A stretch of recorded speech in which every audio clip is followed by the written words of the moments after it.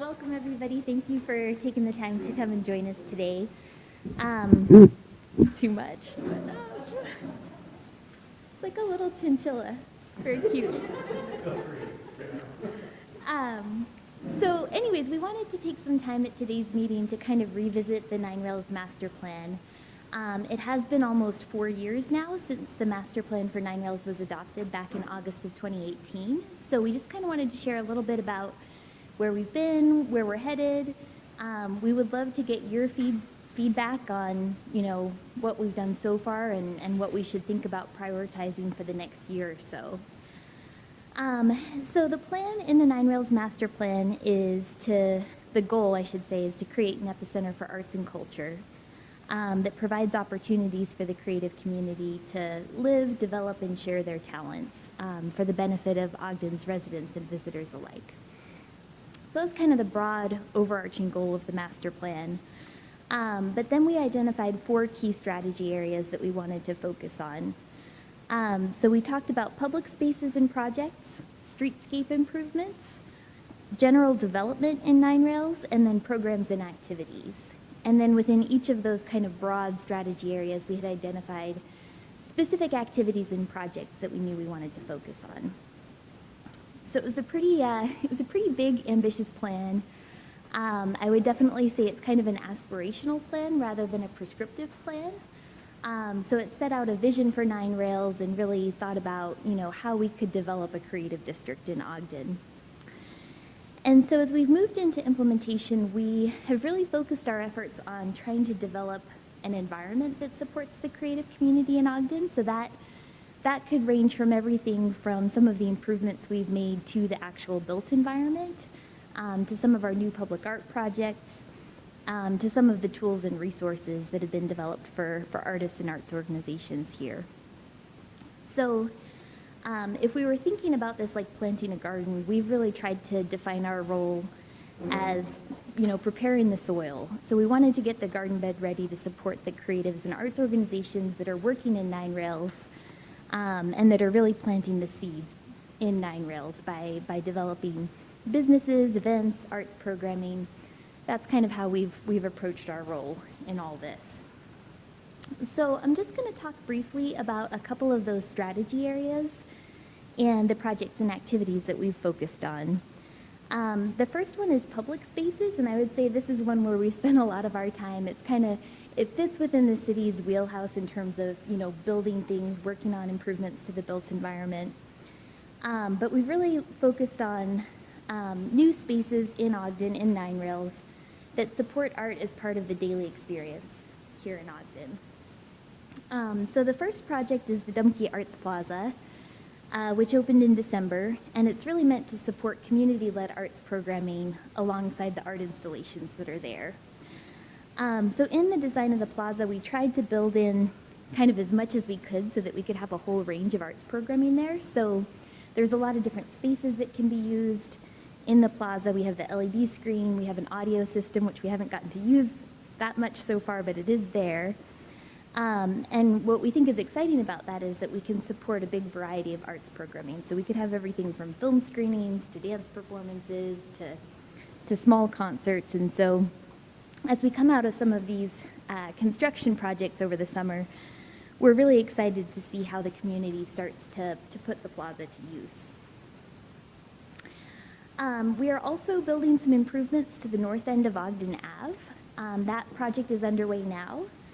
And the goal of that project is to kind of strengthen the connection between the Monarch and the Dumpke Arts Plaza so that those two spaces can kind of work together.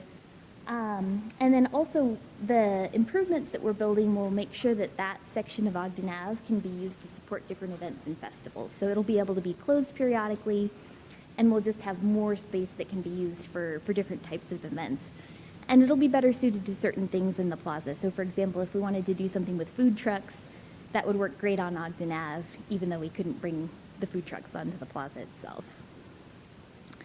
And then some of the improvements that are being built on 25th Street right now are actually also things that were envisioned as part of the Nine Rails Master Plan. So now that the curb is in on 25th Street, you can kind of start to see what that's going to look and feel like. So We'll have more space for the sidewalks, more space for the public realm, and those blocks are going to feel a lot better as a pedestrian. They'll be more friendly for pedestrians, and then they'll have the transit line on them as well. We are also looking at designing some additional improvements to those 2 blocks of 25th Street. That would be things like enhanced landscaping, lighting, things like that, but we don't have any construction funded for that yet, so that would probably be a little bit down the road. Any questions so far, just on the kind of the background of the 9 Rails master plan or any of those public space projects? Yeah.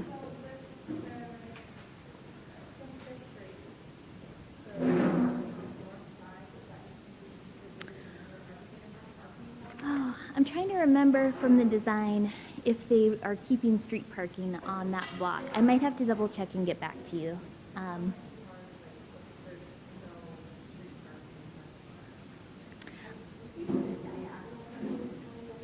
But going to parallel. And then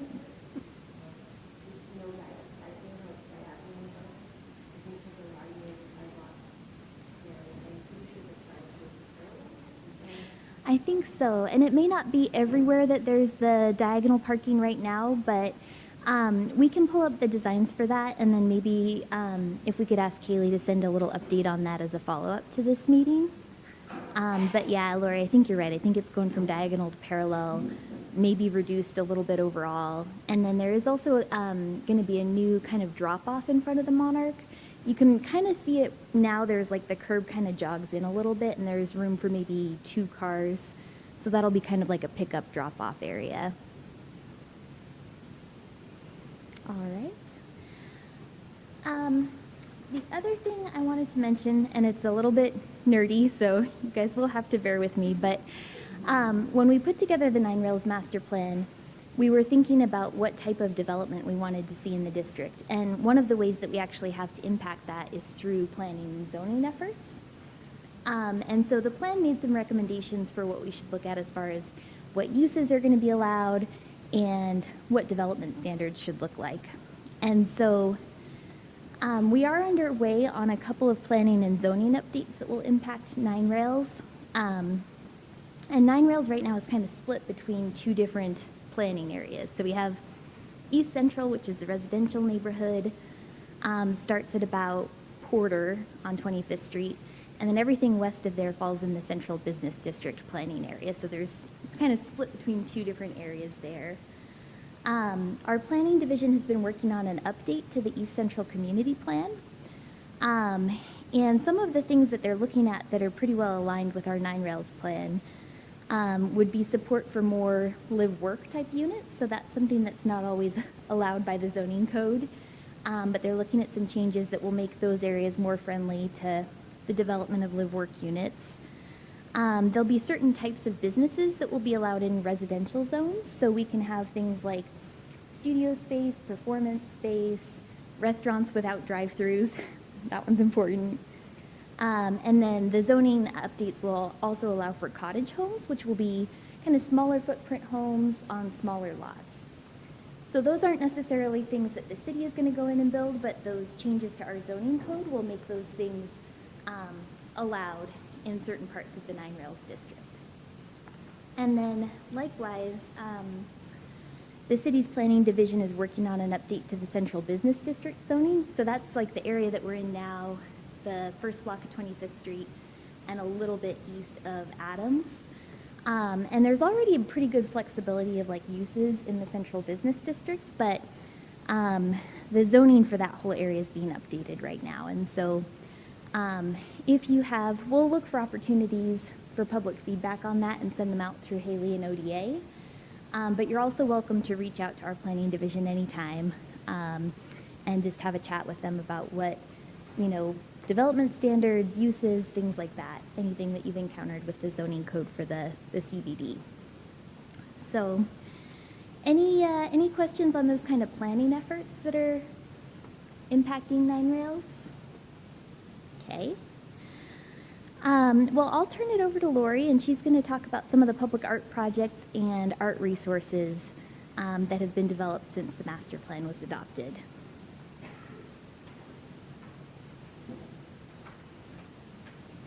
Good afternoon, everyone. Thanks for coming today. A couple things I want to cover today. The public art portion that the city provides, or that the Arts Advisory Committee also work on, is really an important piece to supporting not only the Nine Rails Creative District, but also the entire city. So a few years back, when we had to revise the ordinance for the public arts, we made special efforts because we knew the Nine Rails Creative District was coming, and we didn't own a lot of area in the Nine Rails. The city didn't own like public space, and so to be able to enhance and make that space, in the future better, we changed the ordinance. There is an ordinance change that went into place in 2019 that allows for the city to place public art on private property, and that's a brand new thing that's never been.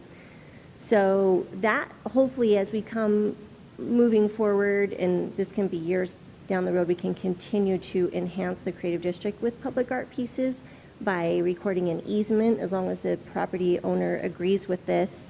And then public art can be placed in front of a plaza, in front of a building, or something like that. So that was a big change that the city took, the foresight to take care of. So public art, as you know, before could only be placed on city-owned property. So this will work great for the Nine Rails Creative District as we continue to develop it in the years to come. We have some current projects that have gone on. Of course, the Dumpy Arts Plaza, what Sarah spoke about. There's the beacon sculpture on the corner that reaches out over the road. That's a big public art sculpture. There is a new public art project in the works. We're working with Chalet, IO Design, and Sasaki on revamping the corner of 25th Street in Washington. The designs are just about done, and there's a big public art sculpture that will go there on the corner. It is going to be something that you could touch, sit on, interact with. So that'll be really cool. So it's a big piece. It'll be, awesome to add another large piece of public art in the district. And also we have public art on the borders of the district. We have the Don Ray Mix murals that were installed. And there's several of the wrapped utility boxes. So this will continue to grow. We'll continue to add to it, add to the collection. And there is a way that you can be involved in that on the city website. So if you go to ogdencityarts.com/arts, there's a navigation tab on the left side called Public Art. If you go to that section, there is actually a little form you can fill out for suggestions for new public art pieces, because we really like to hear what the community is interested. If they see a location that they think, ooh, this would be a really good location, I would like to see a mural here or something, that helps the Arts Advisory Committee to see what the community wants. We can research into the feasibility of that suggestion. Sometimes they're not feasible, like a business owner isn't willing to put a mural on the side of their building, or it just isn't. But we always are very careful to look at those suggestions and, put them in the pile of, if it's feasible, we're going to definitely, look into how we can do that. We can save up for it in the future. We get a small amount of public art dollars every year from city allocation. And so with those, if we have bigger projects, we have to squirrel away little bits of money to get to there, but it's okay because, the long range is the goal, just like the Nine Rails Master Plan it's not just a year, it's several years. And, when you work with the city, it's somewhat like turning a Titanic ship. It takes a minute, but you do get there. Also, I want to talk to you about the tools that we have available to support the Nine Rails Creative District as a city. So when we created this, and this was very important to Sarah and I when we talked about the Creative District and how it would function, is that we want it to function organically. We don't want to program at the community. We would like the community to program and activate it themselves, like smaller organizations or artists choosing what they want to happen in there. So we're trying to lay, like Sarah said, create the soil, so that you guys can plant your seeds and grow. So we have support systems in place. The arts grants program is this year new. We got an extra $50,000 from city administration and city council, so that's fantastic. We have $150,000 that's available for arts-based organizations, and you can actually, for general support. Project support, you have to apply as, you can apply as a non-arts-based organization or an individual. So Ogden's actually extremely lucky. I've had several cities contact me about how we run our grant process, because most cities only grant money to nonprofits and that's it. So we're really lucky. You're really lucky to have an administration and council that supports the creative endeavors this way. As a project, you would apply for money. Your project has to occur within the boundaries of Ogden and benefit the citizens. But if you want to do, a community mural, you want to do dance lessons, for the community to teach them, African drumming and dancing, or go into schools and teach them about something that, is close to your heart but is in the creative sector, we have money to help support you do that. The grant process runs on a yearly cycle. It opens in January each year and usually closes about mid-February. It used to go through March, but it's a little bit shorter so that we can get your money to you, because the grant cycle actually runs on the city fiscal year, which is July 1 to June 30. So you have from July to the next year in June to do your project or your programming when you get arts grants funding. So that's a really amazing tool. It actually gives you money to do your projects. It gives, so don't forget about that. That's also on the city website under ogdencity.com/arts. Arts grants is there as well. Also, a really cool thing about if you receive an art grant, and this is another way we can support the Nine Rails Creative District, is we allow people who receive arts grants to receive the nonprofit rate if they're using one of our venues. So if you're having an event at the amphitheater, you wouldn't pay the regular rate, you're going to pay the nonprofit rate, which is a substantial discount. Also at the Dumpke Arts Plaza, if you're going to reserve that space and hold, and just a reminder, you can't close the Dumpke Arts Plaza, but you can hold public events there, but you always have to have it accessible for the public to, come onto the plaza. But if you're reserving it and you're requiring city staff to come turn power on, or you're using the LED screen or the audio system, there is a fee involved.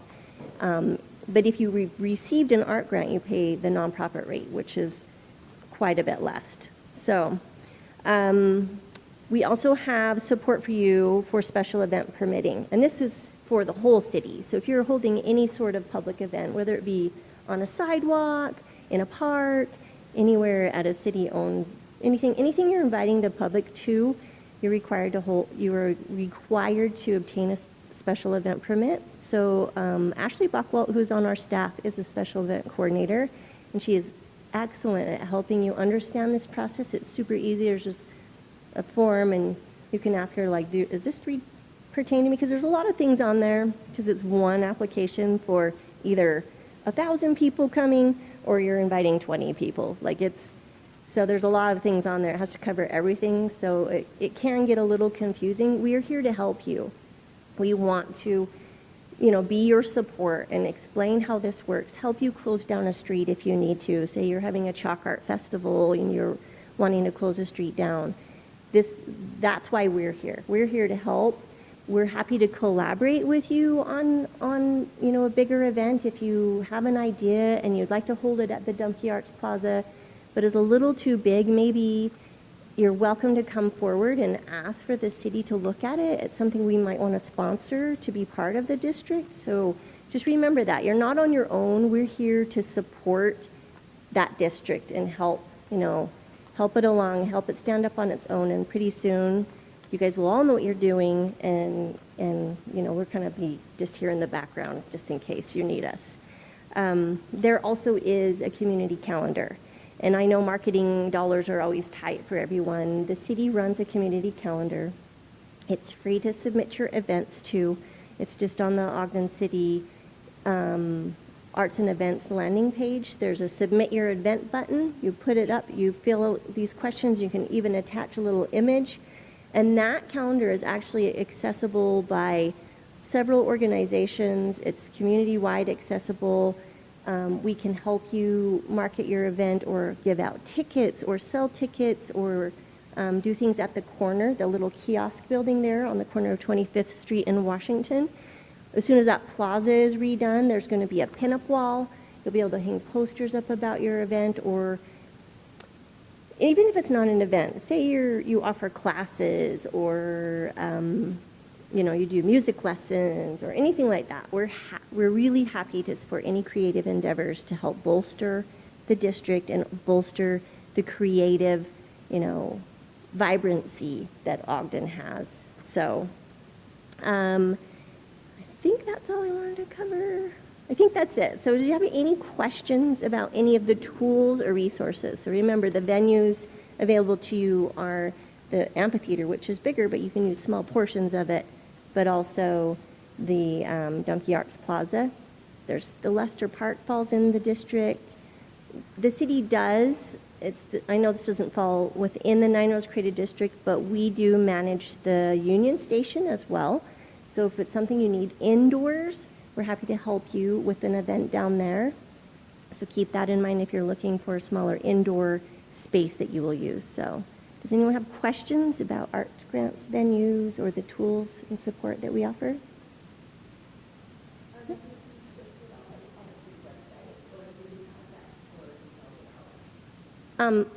So right now, the amphitheater is on there. You can find that. The Dumpy Arts Plaza is so new. We're still working on the ordinance updates. City runs off of ordinance, and to change an ordinance is kind of a slow process. So if you wanted to use the Dumpy Arts Plaza, we do it as a special event permit right now until that ordinance. And once that's there, there'll be actually rent a public space form on there that you could just get on and say, I'm using this one, and you check the boxes and kind of fill it out. But until that ordinance gets adopted, we're running it under. So it's been a little slow because the roads were closed. But now that it's going to be open in August, I believe late August, the Ogden Avenue improvements will be done. So it'll be fully accessible again. So if you're wanting to do something like there's a new poet laureate that I haven't quite announced, but this is new. Her name's Angelica Brewer, and she starts in July as the city's official poet laureate. And so we're actually working with her to do some like poetry slams or some sort of like in-person things on First Friday art strolls. But the plaza's so big, we could do multiple things happening on art stroll night, and that is something that's city programming. So we're definitely more than happy to work with you on something that would occur at the plaza during First Friday Art Stroll, or at the corner plaza here in front of the amphitheater, anything like that. So, but yes, contact me if you have questions. I'm happy to help. It's just LoriB@ogdencity.com. That's my email, super easy, and I have an E on the end, LORIE. But my email is also on the website, and if you can't remember that, I also have arts@ogdencity.com. So. Any other questions? ogdencity.com. So, any other questions about that? No? All right, it looks like we're going to turn you back over to Sarah for Nine Rails discussion. So we're going to talk a little bit about the Nine Rails brand, but before we go on to that, I'm just curious, to hear from you all of the stuff that Lori and I have covered, the public space projects, the public art projects, the resources. Are there things that you all think are working well, things that are missing, things that are needed to make Nine Rails more successful? We'd just love to get your thoughts on what's working versus maybe what needs to be enhanced or added to what we're working on currently. And you're welcome to call us anytime, too. Either me or Lori. Lori's your best point of contact for the arts and events side of things, but if there's more general city questions, business development resources, I'll be your point of contact for that. So we want to make sure it's kind of an open dialogue because like we've said, it's a big long-term plan, and things are going to kind of evolve and change as we try to implement it over the next 5+ years. So we just want to make sure that we're still prioritizing what the creatives in Nine Rails feel like is important to their success. So it's important to us to kind of have the opportunity to check in and hear from you all and get your feedback on what's working or what's not. So fine if you don't have anything for today, but Plans for gateway signage and wayfinding happening in the district to continue to the district so we can identify where they're actually using. yeah, I think that's going to be a really important one. It was something that was identified in the master plan as like, let's do some wayfinding and signage and make sure there's something that lets people know, hey, you're in Nine Rails. So that's definitely something I think we want to look at in the next year or so. And maybe that'll be part of Oda's update too. Okay. So that's probably a good segue actually to training discussion. So the name Nine Rails and the logo for Nine Rails were developed at the same time as the master plan, so about 4 years ago now. And we had a steering committee that was helping us develop the master plan. And we worked with that same group to come up with a name for the district. I think for a lot of the project, we were just calling it the Ogden Arts District. We felt like, okay, we need something that's more unique and impactful than just the Ogden Arts District. So with our steering committee and at some of the open houses that we had back in 2018, we looked at a couple different name options. And some of the things that we discussed included First Hill, the Arts Mile, the Ignition District, the Hodgson District. We talked about just keeping it Ogden Arts District, just call it what it is. But we wound up putting together a little working group from our steering committee. And one of our steering committee members suggested the name Nine Rails. And it had a couple purposes. One was to kind of pay tribute to Ogden's history as a rail town. And really kind of embracing the historic slogan, you can't get anywhere without coming to Ogden. So tying in the rail history that way. But then it was also inspired by the nine muses of Greek mythology, which each muse represents a different type of artistic expression. And we felt like that really reflected what we wanted to see in Nine Rails too. We didn't want it to be limited to just visual arts. We wanted to make sure we were including performing arts, literary arts, graphic design, furniture building. We wanted it to be really, really broad. So we liked that reference to nine muses and that helped capture kind of the full range of expression. So the steering committee kind of took and ran with that name, and we wound up kind of building that into the master plan. And around the same time, one of our project team designed the logo and color palette that you see here for Nine Rails. And this is part of a full style guide that's available. ODA helped put this together, and it's available for anybody looking to use the logo or icon marks. And so we have mostly used this version. So the square that has the color gradient on the background, it's got the full name of the district.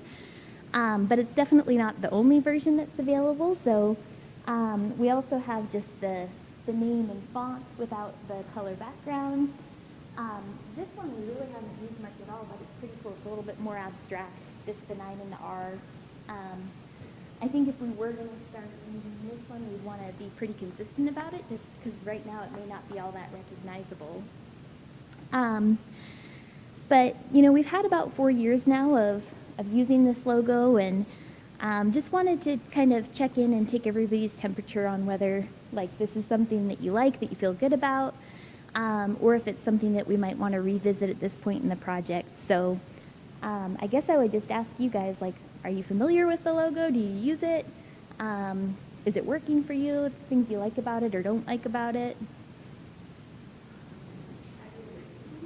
Yeah. Is this the first time? It's fine if it is.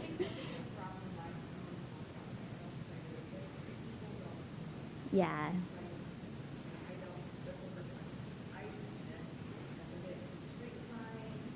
Yeah.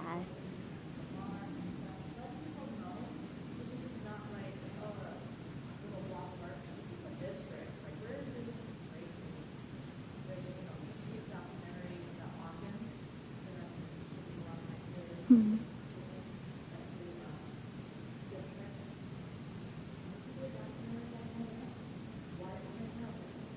Yeah.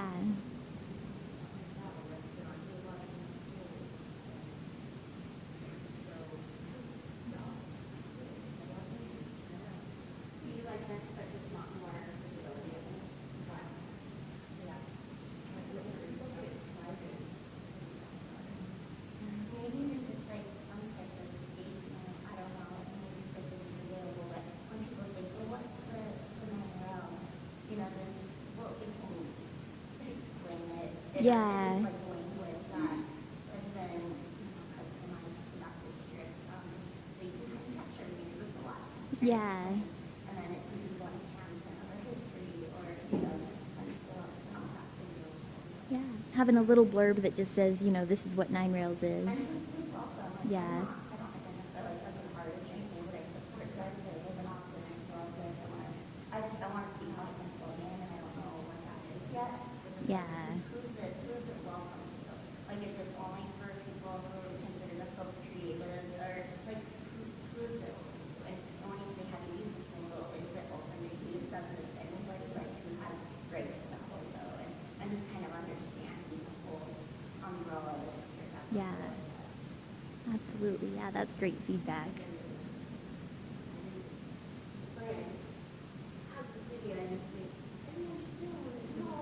Yeah. And like if you're not going over that Friday, how else can you utilize or access it if you want to be a part of the culture? Yeah. If you want to support it as a non-profit.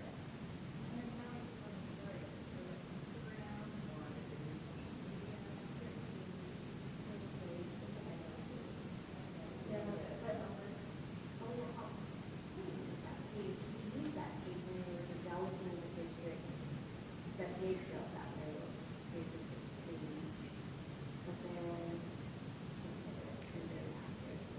Oh, yeah, for the plaza. Yeah, so there's and I think this might be part of the problems. It's kind of dispersed right now. So we have information about Nine Rails on the city website. ODA has a Nine Rails website, and then we've stood up some kind of project-specific sites. So when we were working on the Dumpke Arts Plaza, we had a website just for that. And so it's kind of, I think we could do a better job of trying to consolidate that. And then we do have social media pages for the Nine Rails district that ODA manages. So that's Instagram and Facebook, I think, right? But yeah, that's really good feedback. And one of the reasons we wanted to check in about the logo today is because if we do move forward with a wayfinding or signage project, that's probably something that's going to live in the district for a while. And so we want to make sure before we get down the road on that we have something that people feel like represents the district well. But if it's a matter of just trying to make sure it's more widely known and recognized, then I think that is definitely something that a wayfinding project would help a lot with, just having physical markers throughout the district so that you know where you are. Yeah.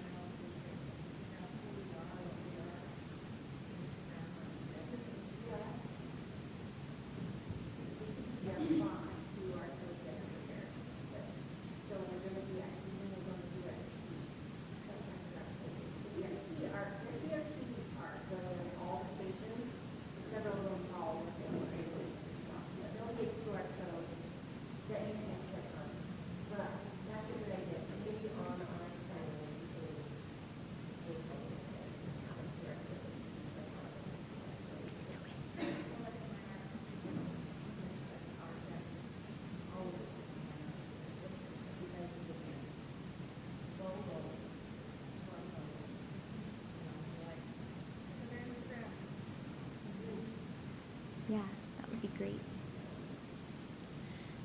And then to the other question about who can use this, I think it's pretty well fair game to use this as, we want it to be tied to the Nine Rails somehow. But the brand assets are available on ODA's Nine Rails website, so you can actually go on there and download logos and use them as you're promoting stuff that you're doing in Nine Rails too. So we would definitely encourage that. Yeah. So you can download this brand guideline that has all of the color details. So it has the color numbers and you can down creations as well, but then it has the individual pieces of downloadable items, the font package and all of that is over there. And as far as social media goes, we do have a QR code inside that we can email that to that to website and social media. But one of the things, it's like your district, so having that, you can share your, and even well, you now have to go into No, that's fine. Yeah. because I know you kind of report. Are you done? Yeah. Nope, that was it, unless there's other, like, images back on the. I have seen the logo and I know the name, but I've never knew why it was maybe. The background behind it.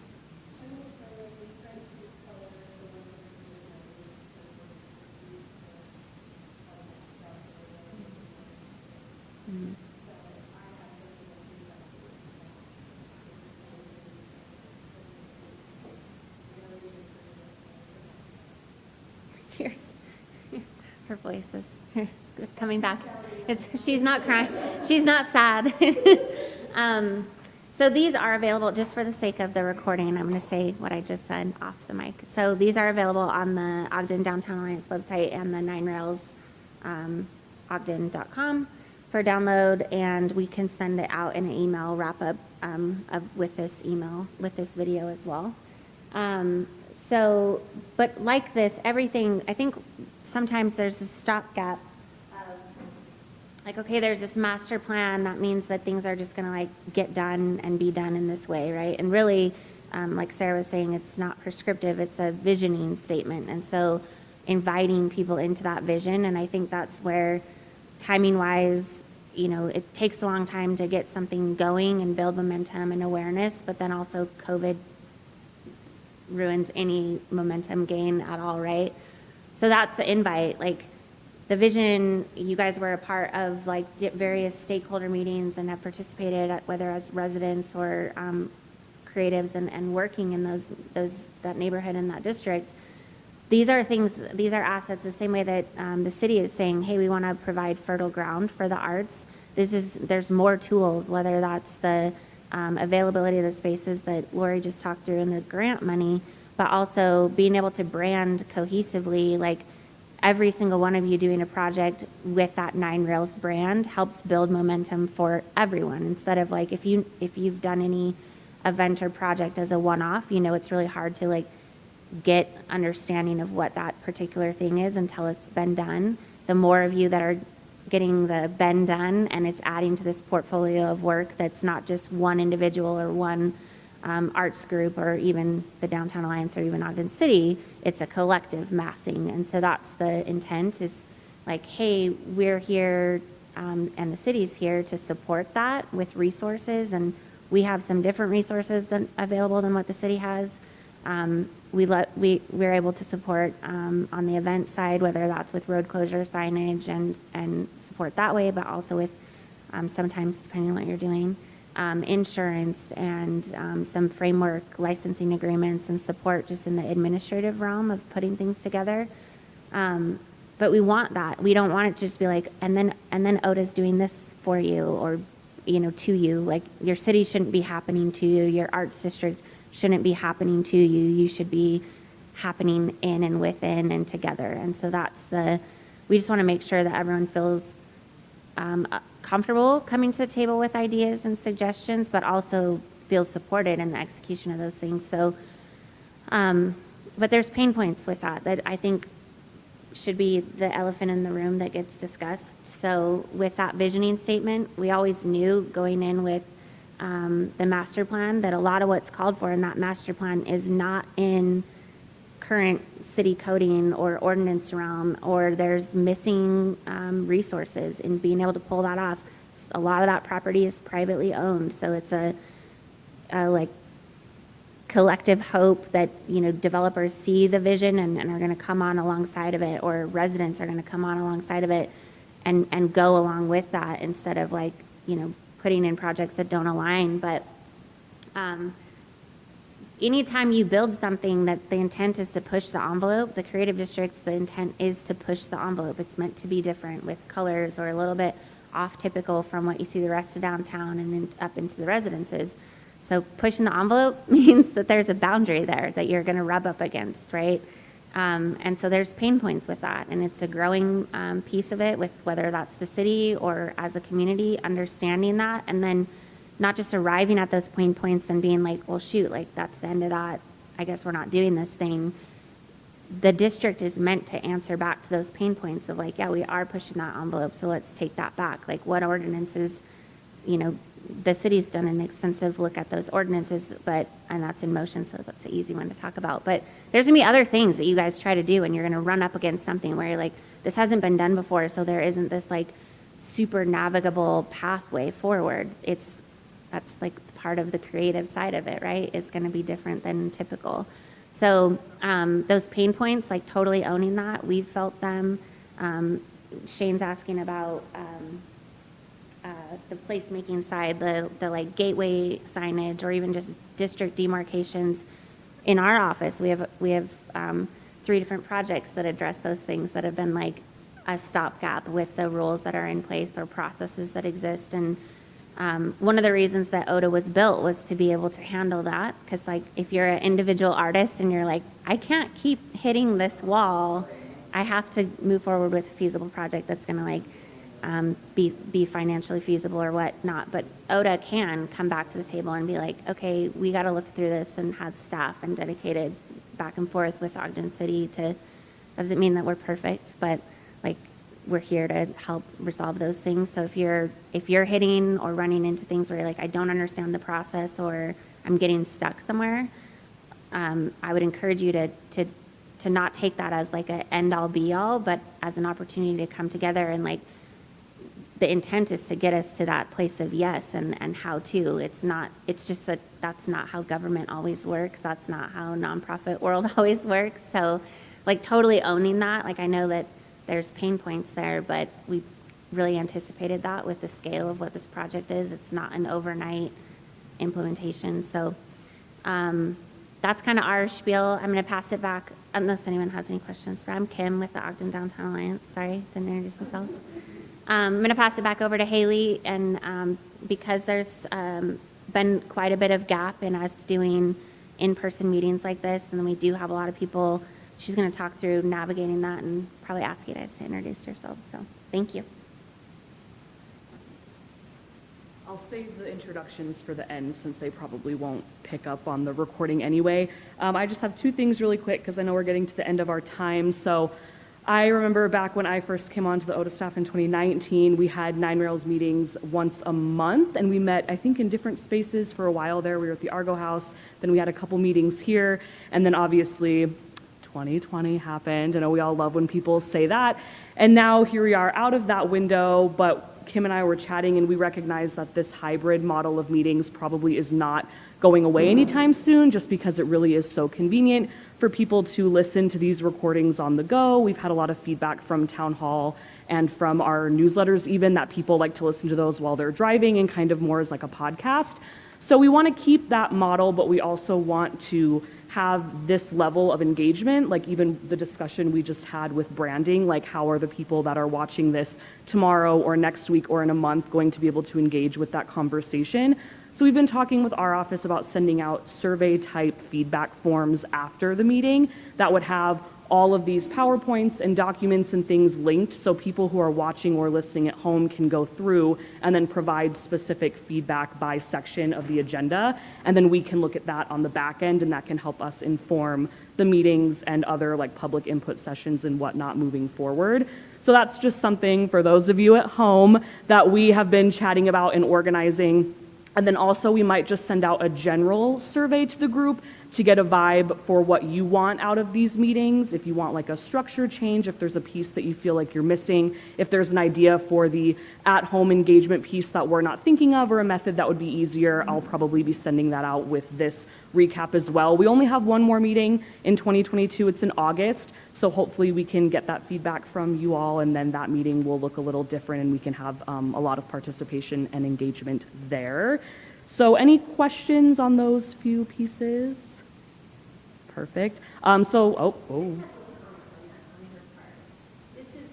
like, a lot of people feel like you're living in a city and things just happen to you. This is a way that you can have your voice actually matter, and you look at what they're saying and try to make some changes. So share your opinions and thoughts, because it isn't something that's really going to talk and then you're going to look at. It's really important that your feedback and how this district functions is, was right